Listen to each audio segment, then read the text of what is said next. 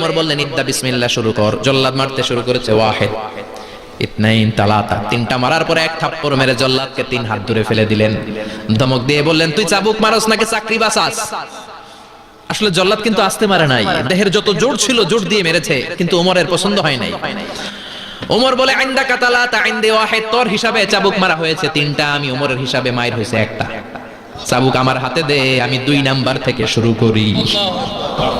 ওমরে ফারুক 2 নাম্বার শুরু করলেন। 2, 3, এক একটা চাবুক মারে, ছুপ ছুপ করে চামড়া ছিলে, রক্তগুলো মসজিদে নববীর বারান্দার পিলারের মধ্যে লাগে।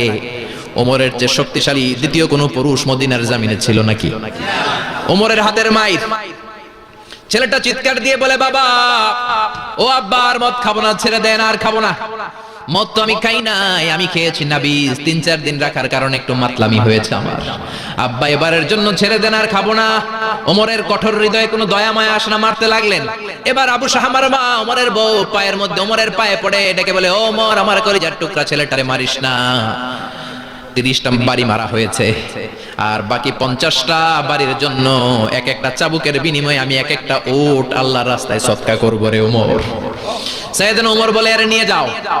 আবু শাহমার মা ওট দিয়ে আল্লাহর জাইন চাবুকের বাড়ি থেকে একটা বাড়িও কমানো যাবে না, 80টা বাড়ি দেয়া পর্যন্ত পৃথিবীর কোন শক্তি আবু শাহমারে আমার হাত থেকে ছুটাতে পারবে না। আবু শাহমার মা কাঁদতে লাগলো। ওমরের মনে দয়া মায়া হয় না। 40টা বাড়ি মারার পরে ছেলে বেহুশ, 50টা মারার পরে আবু শাহমা দুনিয়া থেকে শেষ।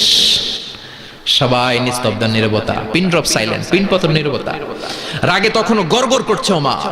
সাইয়েদনা ওমর বললেন, গোসল দে, জানাজা দে, কবর দে। কবর দেওয়ার পরে ওই কবরের উপর 51 নাম্বার থেকে মারা শুরু করলেন।